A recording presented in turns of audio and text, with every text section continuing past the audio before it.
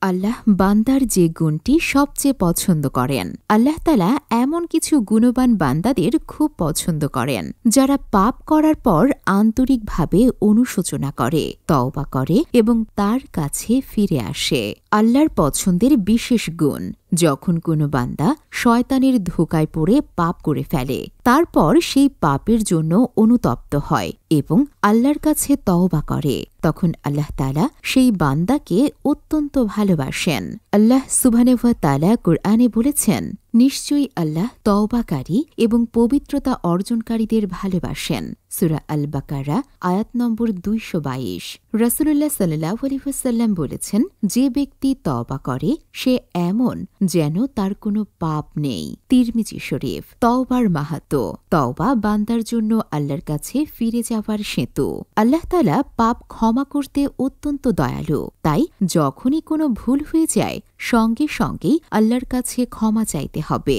আমাদের করণীয়, যদি পাপ হয়ে যায় তাহলে তা গোপন রাখুন এবং আল্লাহর কাছে তওবা করুন। আন্তরিকভাবে অনুতপ্ত হয়ে আল্লাহর রহমত প্রার্থনা করুন। আল্লাহর কাছে দোয়া করুন যেন তিনি আমাদের পাপমুক্ত জীবন দান করেন। সুবহানাল্লাহ।